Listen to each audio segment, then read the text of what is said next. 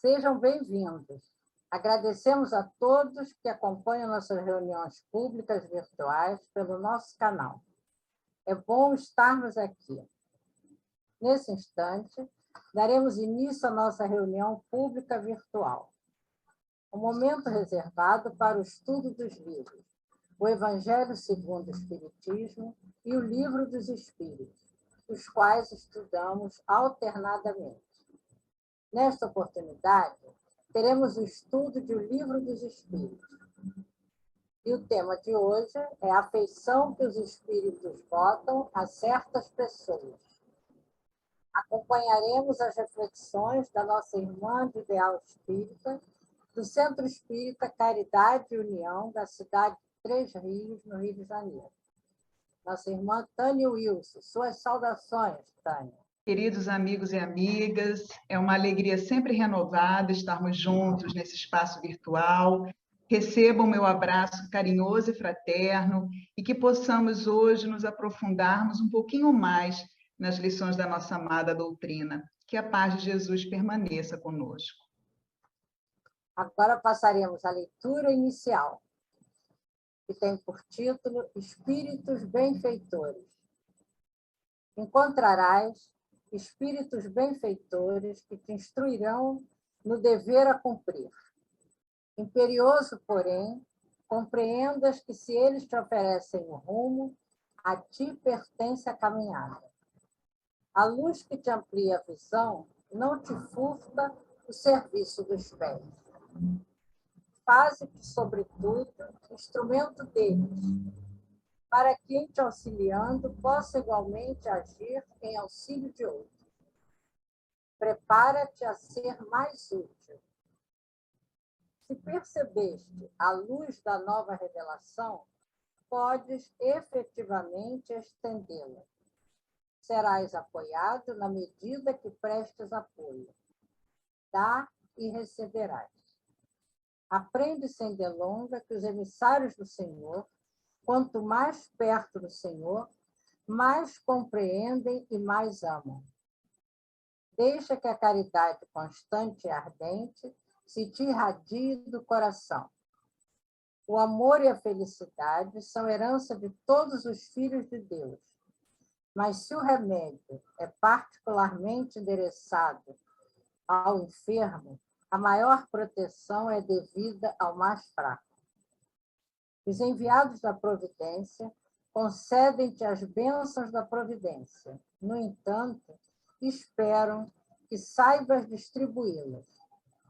Eles querem abençoar com os teus sentimentos e operar com as tuas mãos.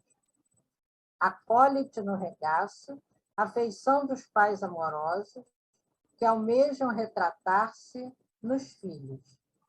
Anseiam de tal modo pela edificação do reino de Deus anseiam de tal modo pela edificação do reino de Deus no mundo que se esforçam para que estejas neles, tanto quanto estão eles em ti. À vista disso, não te digas inútil. Melhora-te e serve. Felicidade é troca. Amor é fusão. Os mensageiros divinos aspiram a permutar as forças deles com as tuas, na recíproca transfusão de ideias e esperanças, a fim de que os céus desçam à terra e a terra se eleve aos céus. É um texto de Emmanuel, está no livro No Portal da Luz, no capítulo 9, e a psicografia é de Francisco Cândido Xavier. Agora faremos a nossa oração inicial. Senhor Jesus, querido mestre, amigo, mentores espirituais de nossa casa, Tereza, Antônio Pequino, agradecemos mais esta oportunidade de estarmos juntos, estudando o Evangelho de Jesus. Pedimos, Senhor, que envolva todos nós aqui presentes, encarnados e desencarnados, e em especial a nossa irmã Tânia, que vai trazer para nós os teus ensinamentos. Obrigada por tudo, Senhor, e pedimos a tua permissão para iniciarmos os trabalhos desta noite. Graças a Deus. Tânia, a palavra é sua.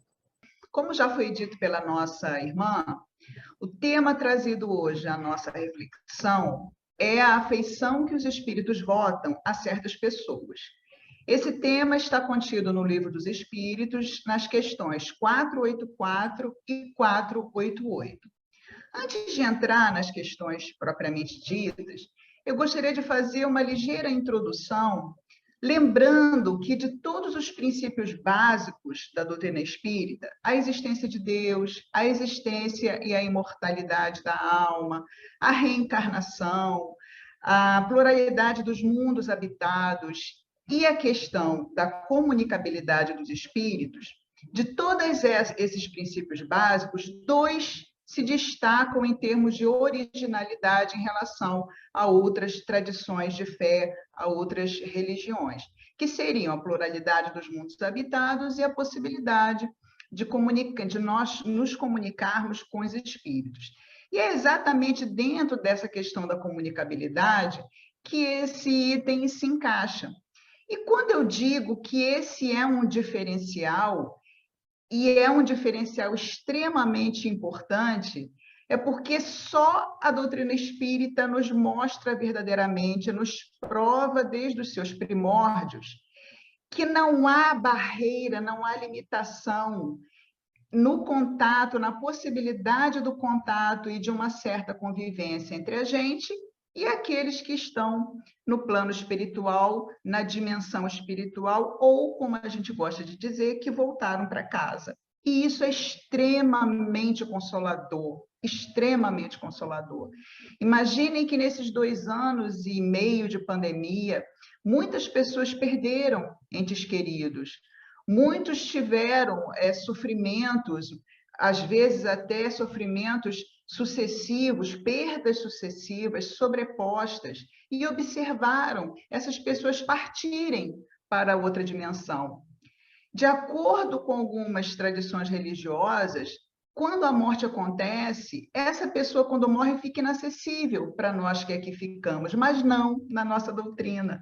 Nós sabemos que isso não é verdade, que há uma possibilidade de nós continuarmos ligados a esses nossos afetos, diminuindo a nossa saudade. Sabemos que eles poderão estar conosco, nos visitar, nos auxiliar na medida do possível.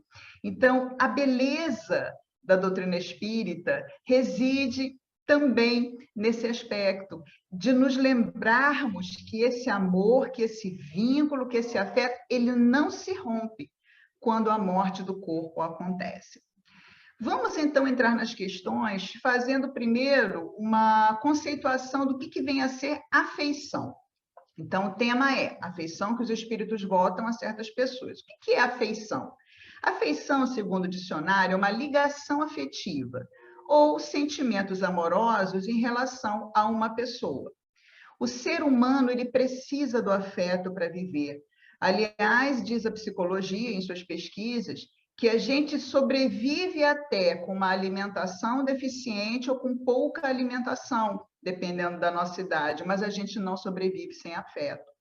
Nós somos seres nascidos do amor de Deus e, portanto, precisamos de amor e de vínculo desde o nosso nascimento, quando estamos encarnados, mas em qualquer dimensão que nos encontrarmos, nós sempre teremos sentimentos amorosos em relação a outros espíritos e sempre teremos a necessidade de ter uma ligação afetiva com outras pessoas, sejam elas espíritos, sejam elas pessoas encarnadas, como nos encontramos atualmente.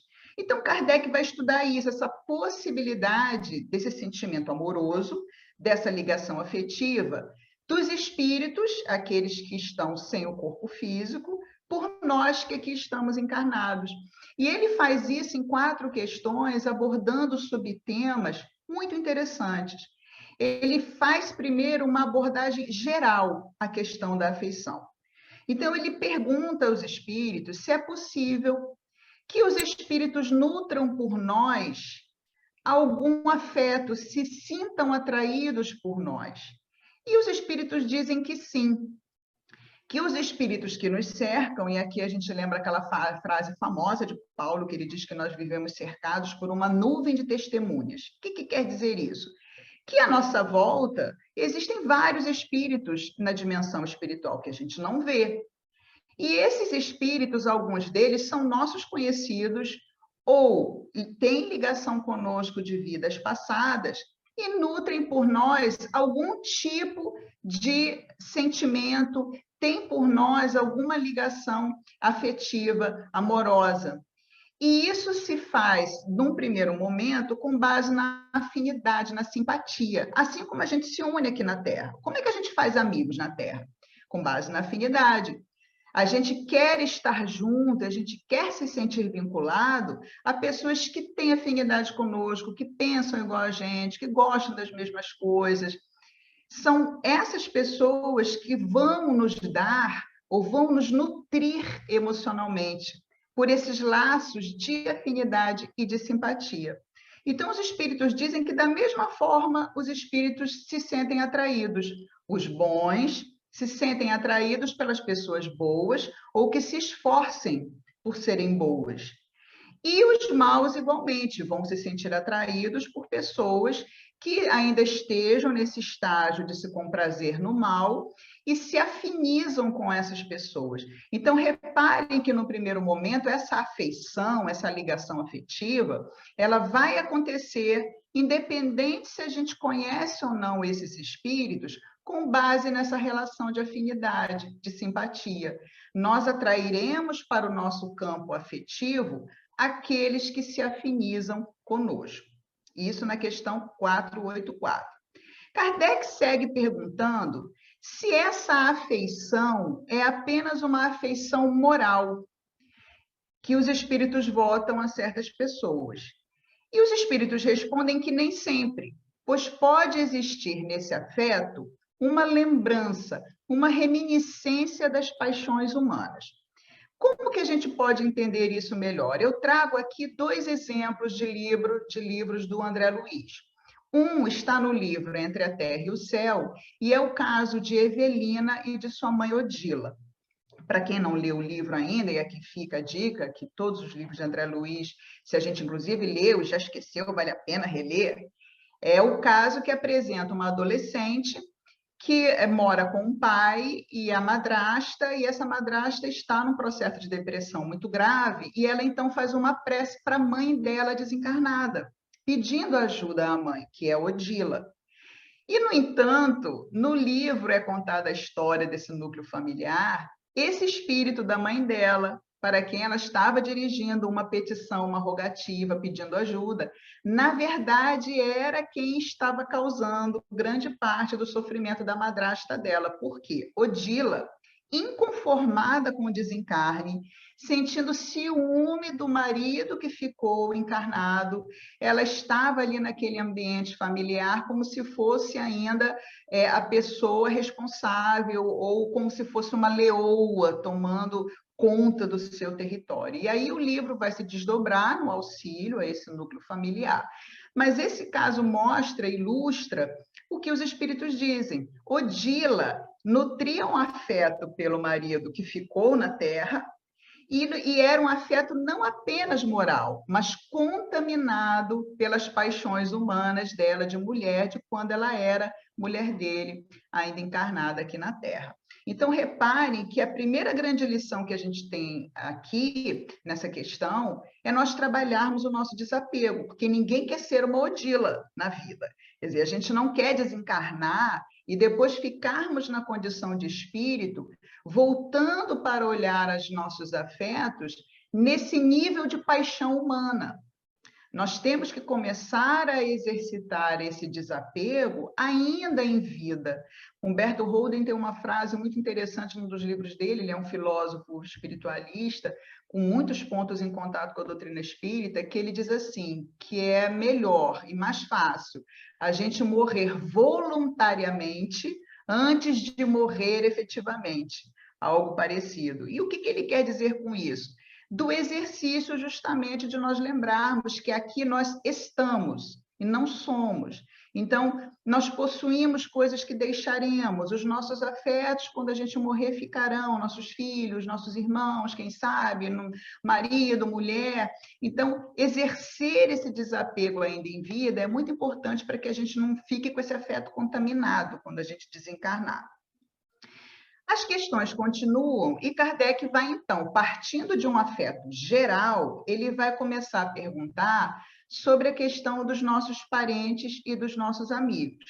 Então, ele quer saber se nossos parentes e amigos que nos precederam têm maior simpatia por nós que os estranhos. E os espíritos dizem que sim, que as pessoas que nos precederam, que voltaram para casa antes da gente, quase sempre nos protegem de acordo com as suas sensibilidades, com as suas possibilidades. E esses espíritos são sensíveis à afeição que nós lhe conservamos.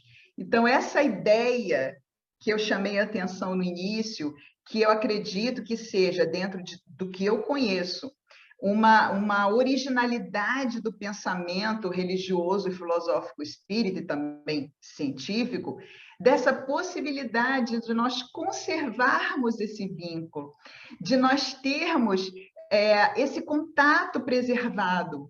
Eu tenho, antes de ser espírita, eu tinha assim um desconforto quando eu conversava com algumas pessoas de outras religiões, e no pós-morte, quando a gente trocava ideias a respeito de como que uma religião acreditava que seria, como é que aconteceria isso, como nós ficaríamos, duas ideias me assustavam muito de outras religiões. Uma era essa questão do inferno e do céu, que de qualquer maneira corta a possibilidade de uma convivência, porque mesmo que você vá para o céu, até que a outra pessoa desencarne e também vá para o céu junto com você, não há uma possibilidade de contato. E a outra ideia que me incomodava bastante era a questão de dormir, que para algumas tradições de fé, a gente, quando desencarna, fica dormindo até o dia do juízo final. Tudo bem que a gente não lembra, se a gente vai dormir, não lembra, mas eu, como não sou muito de dormir, eu ficava imaginando assim, poxa, que perda de tempo. Quando eu me tornei espírita, que eu vi esse horizonte, essa riqueza de possibilidades, quando a gente desencarna, de estudar, de ter contato com as pessoas que partiram antes, ou que a gente nem conhece, mas conhece de outras encarnações. Ah, foi uma alegria só. Eu falei, bom, estou no lugar certo, é assim mesmo que eu imagino que tenha que ser, que tenha que acontecer. Então, parentes e amigos podem ter contato conosco, podem nos auxiliar quando puderem, se puderem, mas o importante é que não há uma interrupção desse vínculo e desse afeto entre nós e eles.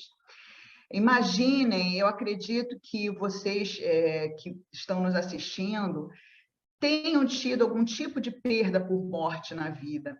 Então, imaginem essa pessoa agora que desencarnou, a alegria dela quando souber que durante o sono a gente pode se encontrar, que essa pessoa vai poder nos visitar em alguns momentos aqui na Terra e nós encontrarmos com essa pessoa. Então, é um exercício que eu convido todos e todas a realizarem quando a gente estiver fazendo a nossa oração diária, quando forem datas importantes que a gente lembre daquela pessoa, busquem sentir, pensem na imagem visual desse afeto que desencarnou, que hoje está na espiritualidade, e busquem sentir dentro do coração a presença, a ligação afetiva, a ligação emocional, a ligação mental, e certamente vocês sentirão essa presença.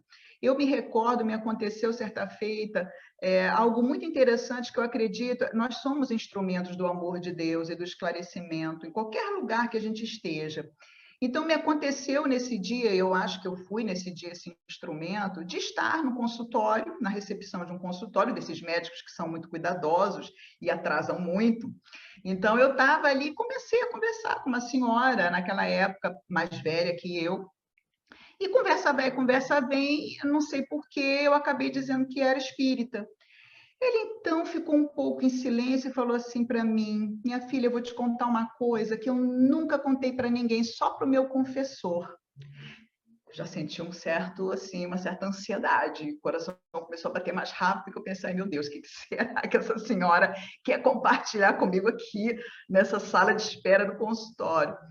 Ela, então, respirou fundo e falou assim para mim, eu tinha uma ligação especial e única com a minha mãe, porque eu era filha única. Mas, acima de mãe e filha, nós éramos pessoas muito ligadas, com afeto muito profundo. E quando a minha mãe morreu, eu deprimi de uma tal forma que eu não conseguia levantar da cama.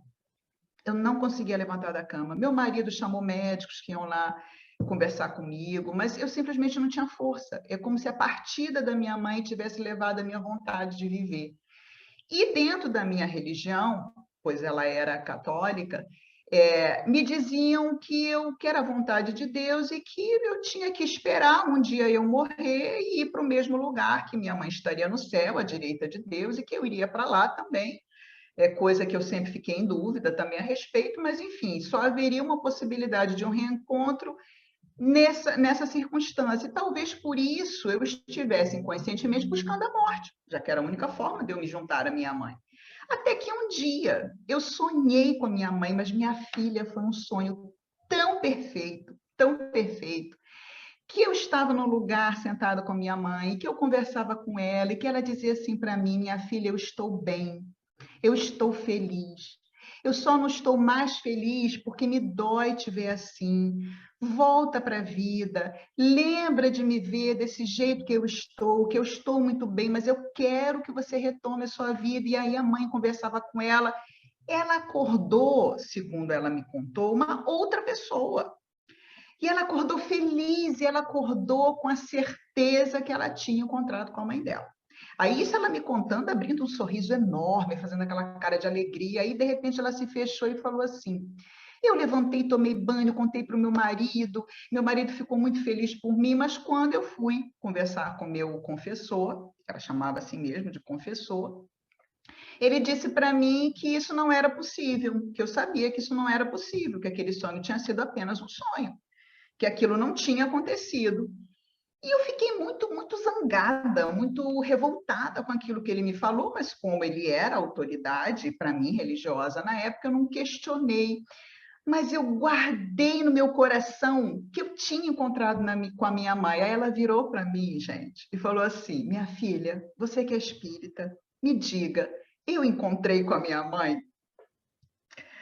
Gente, olha a oportunidade que eu tive de compartilhar esse conhecimento, essa ideia extremamente consoladora com essa filha, com essa pessoa. E eu falei, não tenha dúvida nenhuma que você esteve junto com a sua mãe. Te digo mais, você deve ter estado com ela muito mais vezes, em outras oportunidades. Em função dos limites que você tem no seu pensamento religioso, você não conseguiu lembrar dos outros momentos, mas certamente, olha, aí comecei a dar umas dicas para ela. Quando você for dormir, pede para encontrar com ela e para lembrar do sonho no dia seguinte. Ela ficou numa alegria, ela ficou numa felicidade, porque eu acabei confirmando uma ideia que ela trazia, uma certeza que ela trazia dentro do coração. Então, vejam como que essa possibilidade que a doutrina espírita nos mostra cientificamente, racionalmente, é algo de molde a nos dar forças para superar as separações que são transitórias através do desencarne. E, por fim, Kardec vai perguntar se, diante dos nossos males que a gente sofre aqui, que tipo de mal que a gente sofre aflige mais os nossos afetos? Ou seja, essas pessoas que desencarnam, que ficam acompanhando a gente de longe, que continuam vinculadas, quando elas olham para a gente vivendo as nossas vidas aqui na Terra, que tipo de sofrimento que a gente passa que os atinge, se são sofrimentos morais e materiais, e se eles realmente sofrem quando vem a gente sofrer. E a resposta dos espíritos também é um espetáculo. Os espíritos dizem que sim, esses afetos sofrem, mas eles sofrem mais com o nosso egoísmo e com a dureza do nosso coração. Então, são os males morais, mas os males que a gente causa e que atrasam o nosso progresso e o nosso desenvolvimento espiritual, que mais deixam esses nossos afetos preocupados e desconfortáveis. Eles acrescentam também que eles acham graça dos nossos males imaginários, frutos da ambição e do orgulho. Então, há sofrimentos que a gente passa, isso aqui também é muito importante a gente ter atenção, que ou estão ligados ao nosso egoísmo, então a gente sofre porque a gente quer tudo para nós e para nosso grupo familiar, para as pessoas que são próximas e não quer distribuir e não quer desapegar. Ou a gente sofre por males imaginários que são frutos também dessa ambição e do orgulho. Há pessoas, por exemplo, e Joana tem até uma mensagem muito interessante num dos livros da coleção Momentos, momentos de saúde, momentos de meditação, essa coleçãozinha que eram livros pequenos, logo que foram lançados, pequenos em tamanho, mas não em conteúdo, em que ela fala do sofrimento das pessoas que não conseguem viajar e que ficam com inveja de quem viaja. Esse é um exemplo de um sofrimento imaginário, fruto de uma ambição, fruto de um desejo, de orgulho, de pensar, poxa, as pessoas viajam para o exterior, para a Europa, e eu nunca viajei, ou então vivem viajando, e eu quase não viajo. Joana tem uma mensagem em que ela fala sobre isso, como que nós criamos para nós sofrimentos e ansiedades que não têm base na realidade. Então, os espíritos dizem que esses nossos afetos acham graça dessas nossas infantilidades, de observar esses nossos sofrimentos. E eles também se alegram com as provas que passamos, que resultem para o nosso progresso. E aí vocês podem se perguntar, que é algo que a gente se pergunta quando a gente lê essa resposta pela primeira vez. Como assim? Os nossos afetos se alegram com o nosso sofrimento aqui na Terra, com as dificuldades que a gente passa, com as nossas dores?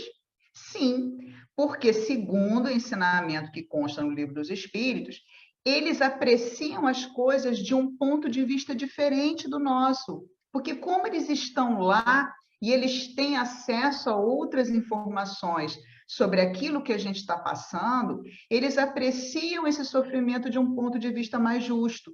Cessa a ilusão que eles têm em relação à questão de querer nos proteger, de querer evitar para nós o sofrimento, porque eles sabem, tendo acesso às nossas verdadeiras necessidades, que há provas, que há dificuldades, que há problemas que nós necessitamos para o nosso progresso, para o nosso desenvolvimento espiritual. Então, nesse sentido, eles se alegram de nós estarmos vivendo certas dificuldades, porque eles sabem que muitas vezes essas dificuldades e esses problemas são resgates de nossos débitos do passado.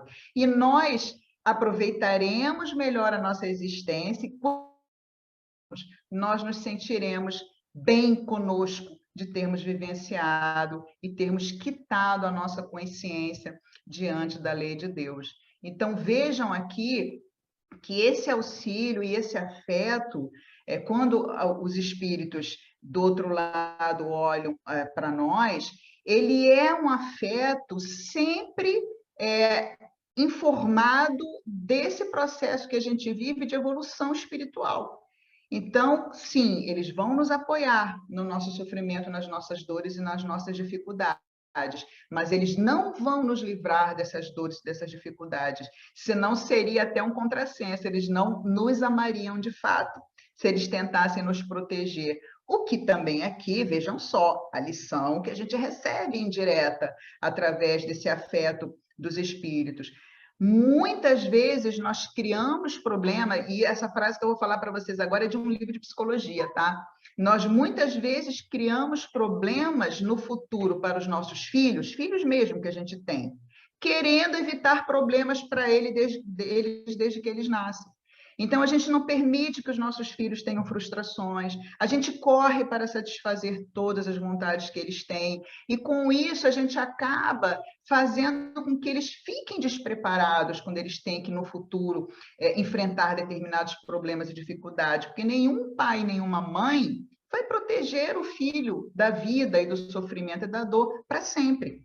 Então, essa visão é a visão, quando cessa a ilusão, que os espíritos têm em relação a nós. Eles sabem que não é útil para o nosso progresso espiritual, que essa proteção seja de molde a que a gente nunca passe por desafios e dificuldades. Porque como que a gente aprende? Como que a gente evolui? Como que as lições chegam para nós na nossa vida? Em forma de problemas, em forma de dificuldades as mais variadas que a gente atravessa. E nós estamos aqui nos encaminhando para o final, eu trago para a conclusão uma historinha que tem num livro de Alberto de Campos, no livro Pontos e Contos, no capítulo 6, intitulada O Doente Grave. É uma história muito interessante, claro, que é uma espécie é um conto mesmo, né? Como se fosse uma fábula, uma criação dele, em que ele narra o seguinte, que uma mãe é levada durante o sono para uma região celestial. E quando ela chega no céu e ela encontra o anjo que está lá no pórtico, ela saúda o anjo e pede, então, bênção para os seus 2 filhos. Ela fala assim, olha, eu tenho 2 filhos na terra e eu gostaria de pedir a Deus bênçãos para esses meus filhos. Em especial, eu peço bênçãos de saúde para um desses filhos que está gravemente doente e que me traz muita amargura e muito sofrimento ao meu coração de mãe. O anjo, então, que estava com uma prancha fazendo anotações, começa a fazer perguntas para ela.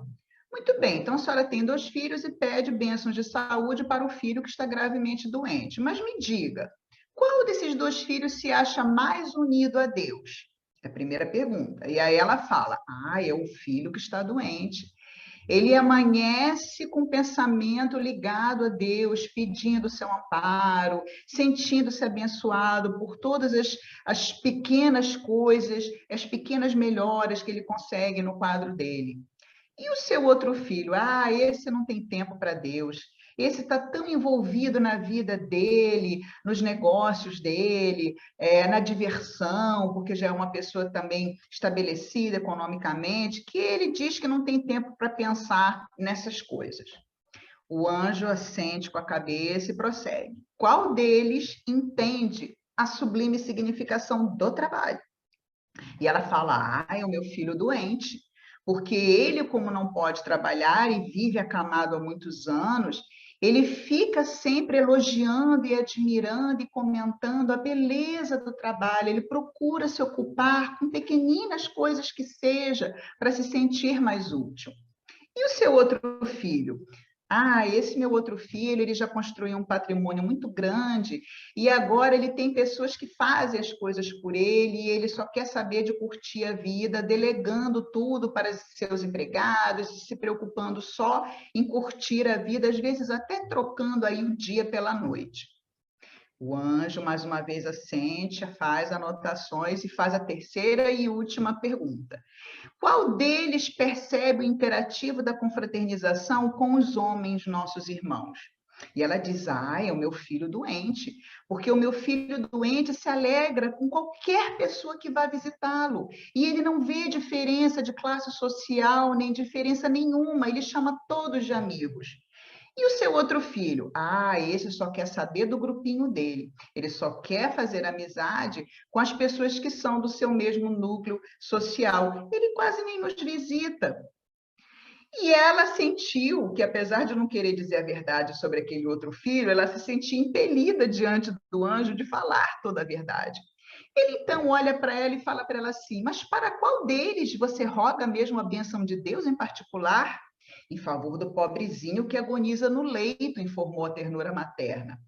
O enviado da providência divina, então, olhou para ela com muita bondade e com muito carinho e concluiu para ela com sabedoria.